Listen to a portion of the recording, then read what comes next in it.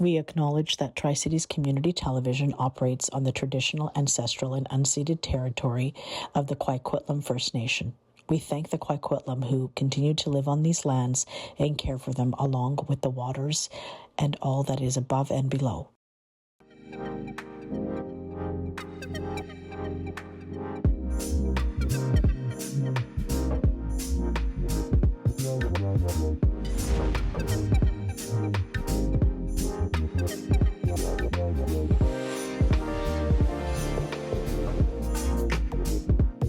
Hi everyone, it's Cathy with Tri-Cities Community TV, and we are here at the Coquitlam Poirier Branch Library. We'd like to thank the library for donating the space to us today. And in the studio today is Janice Barr, the Chief Executive Officer for Community Living Society. Welcome to the studio, Janice. Thank you so much. How are you doing today? Good. Thank you for having us. No problem at all.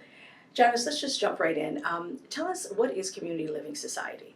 Sure. It's a community-based social service agency that provides services to people with intellectual disabilities and acquired brain injury across the Lower Mainland. Okay. So we provide the whole range of services to adults with a developmental disability. And your organization is just, it's a lot more than that. I mean, I was recently on the website and I saw that you have placements for these individuals, and there's just so much more. So just do a deeper dive and maybe like a little bit of a project that you're really happy with that's happening right now. Sure. Yes, we provide the whole range of services. So helping people to live in community, whether it's a staffed home or live independently, help them support people during the day, engage in employment. So we provide the whole range of services, but this project is really more than the practical delivery of service. It's providing people an opportunity to have a voice, to voice issues that are important to them. Specifically with respect to this theater project, it's about affordable housing. Right, it's about the barriers. Yes, exactly. From your perspective, what are some of the biggest challenges that these individuals are facing on a day-to-day basis? Well, with respect to housing, over 5,000 people with an intellectual disability across the province are in need of housing. And so the housing crisis is important in our society in general, but often people with intellectual disabilities are disproportionately impacted, and that is certainly the case. The other thing that is different is that I think sometimes people think that the people with an intellectual disability don't want or need the same things as everyone else, and they do. And that's the message of the project or the theater, the production. It is that people with intellectual disabilities need and want affordable, safe, inclusive housing in our communities alongside other citizens. And do you have some of the housing in the Tri-Cities? Can you share a little bit with us about that? Yes, we do. We have housing actually across the Lower Mainland, but also in Tri-Cities area. We support a number of people in what we call staffed homes, so homes that provide support 24 hours a day. I see, okay. And then how do these individuals get accepted for this type of housing? You're saying that there's 5,000 of them without housing right now. What's the application process? Is it similar to what you would say like BC housing or co-op housing? They have to apply, they have to show certain things and get accepted into these places if there's space available, of course. Absolutely. Yeah. Both Community Living BC is the agency that funds. It's a Crown corporation. It funds services or supports for people with intellectual disabilities, and then BC Housing and other providers provide access to housing. CLS also owns a number of properties that are affordable housing for people with intellectual disabilities. Okay, and if you had sort of your wish, what would your wish be with regards to housing and trying to help these individuals get in? Would it be buying more? Like, what does the government need to do to help you? Yeah, absolutely. The government needs to support affordable housing, but what we would want is affordable housing that's inclusive. So that means that it is, of course, safe and affordable and accessible, but in community alongside other people living in community. So we don't want segregated, isolated homes for people with Right. disabilities. Right, right. A lot of these individuals you talked earlier where they're staffed 24 hours. Is there a portion of this where there is some independent living at all?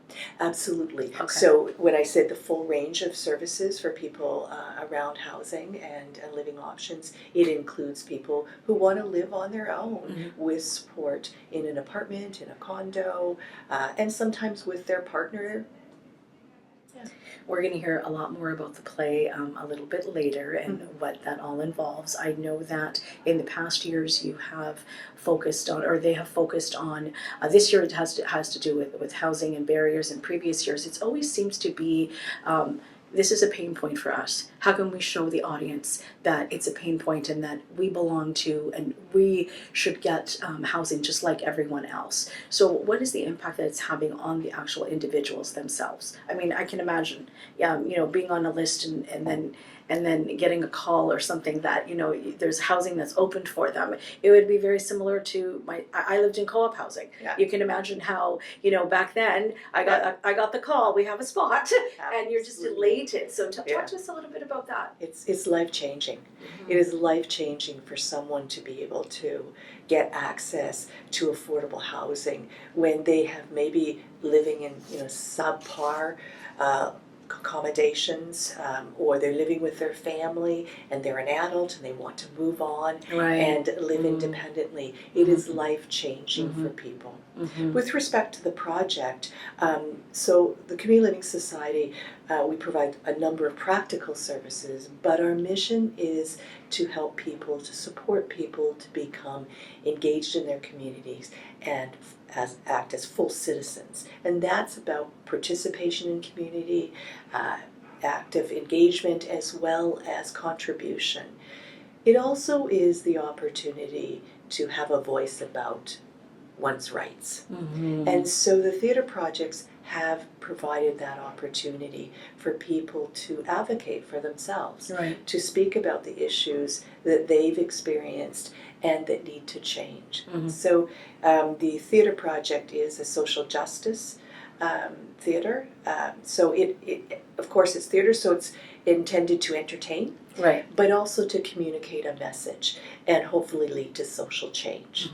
The theater production is co-created with people who are self-advocates, people who have disabilities that advocate for themselves, with industry specialists or professional theater.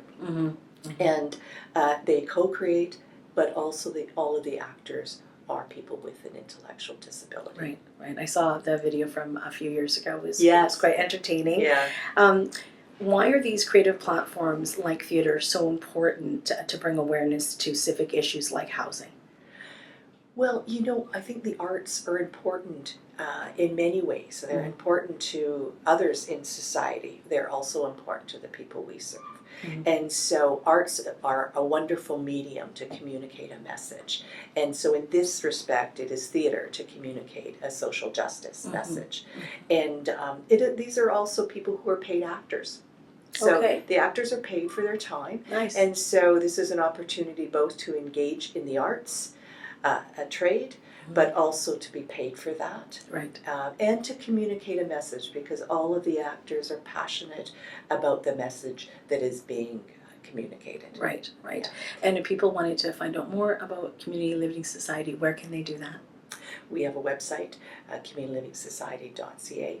But it's also important, this project is a partnership. So it's not just the Community Living Society, it is also a partnership with Massey Theatre and the Canadian Institute for Inclusion and Citizenship at UBC. So it's both a theatre production as well as a research project. And that's the engagement of UBC. And we're very grateful also to our funders, so UBC as well as Massey Theatre, obviously contributing the theatre and the venue, but Community Living BC and Vancouver Foundation. Oh, fantastic! Great, you're partnered with the foundation. Yes, we are. Okay. Yeah, Good. they are one of our major funders for this project. Fantastic. What else should we know? I know the content creators are ready to come in and share the story and everything with us. Any last words for our audience? Yes, please buy tickets. Yeah. So at www.masseytheatre.com. Okay. The theatre production is in early June, and we're quite excited, and we hope to have a full house. Perfect. Thank you so much, Janice. We just heard from Janice Barr talking a little bit about the Community Living Society and what they're all about, as well as the production. We're going to hear from the content creators next, so stay tuned. I'm Cathy Chen at Tri-Cities Community TV.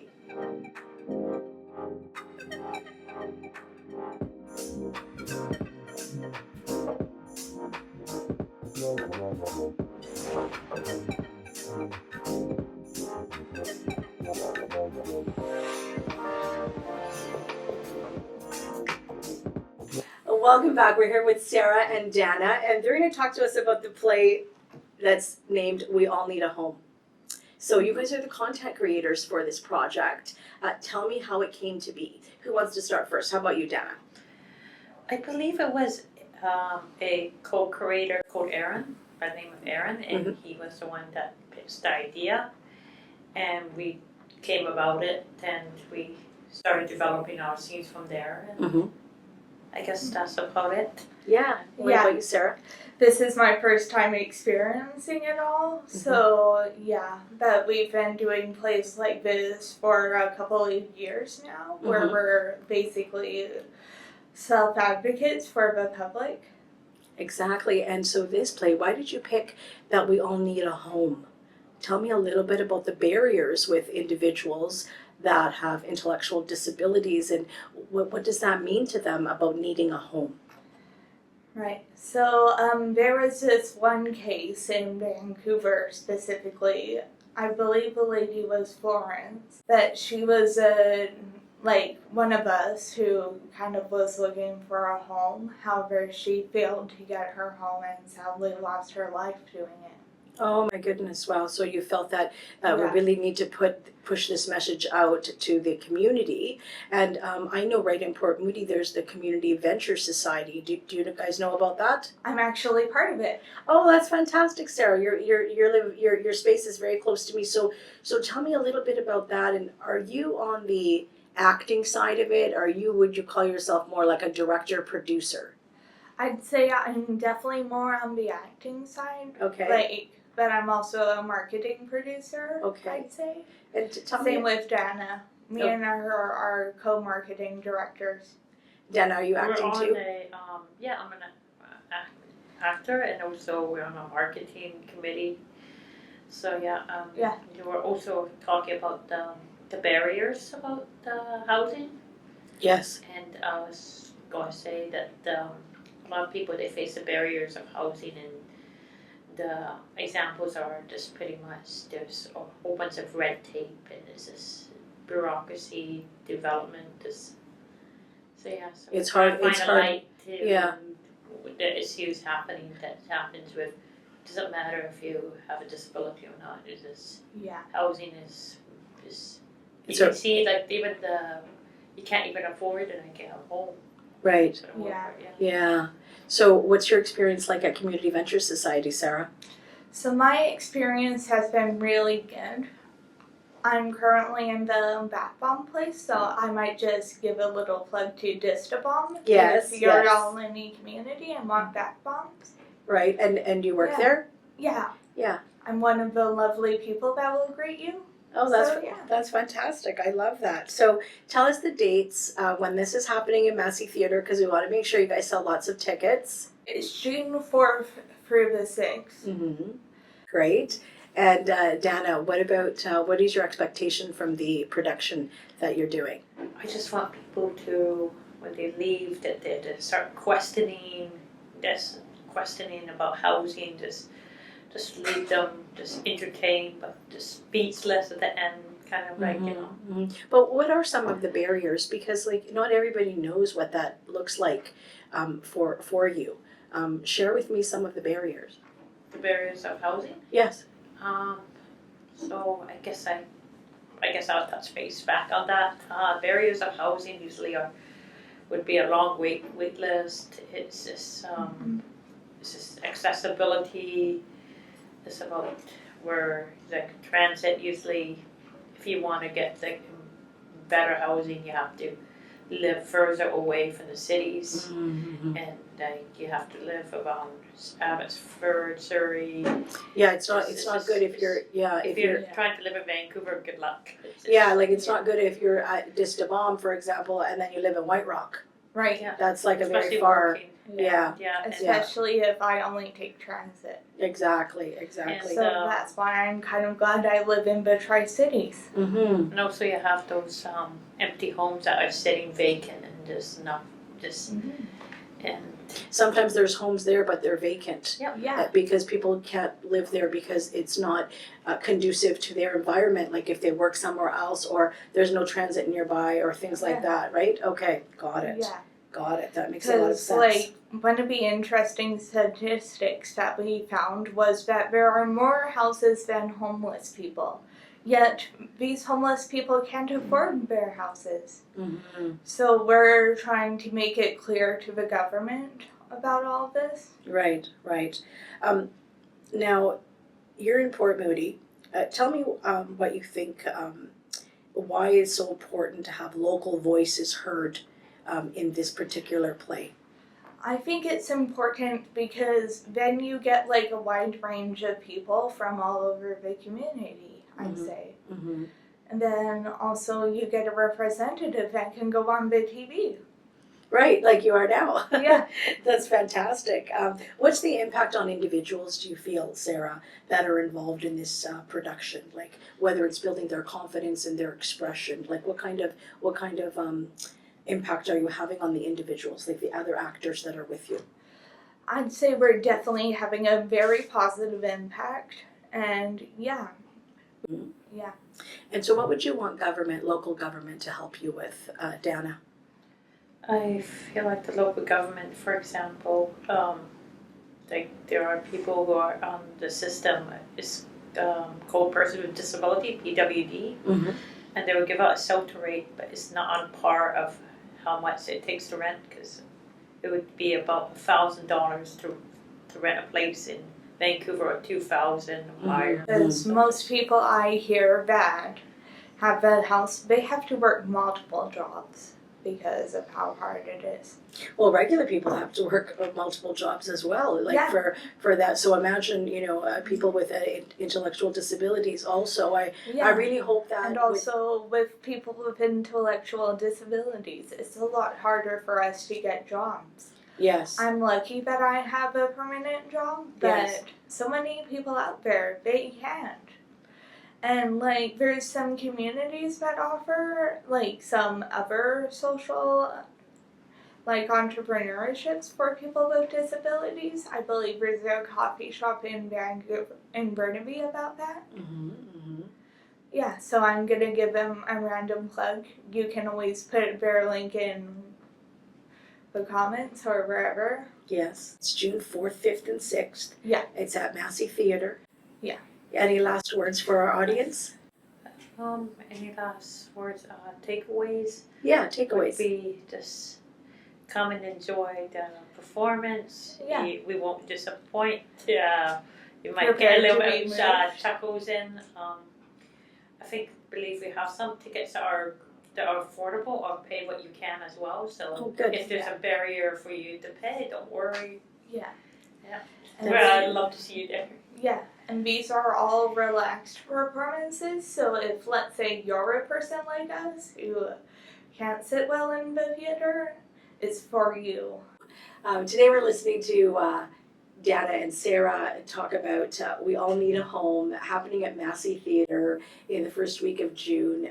Check out Massey Theatre and buy your tickets. They're very affordable. They would love to showcase what housing barriers means to them and put the message out to everybody. And you never know, you might see somebody that you know there. Thanks so much for watching. I'm Cathy Chenna with Tri-Cities Community TV.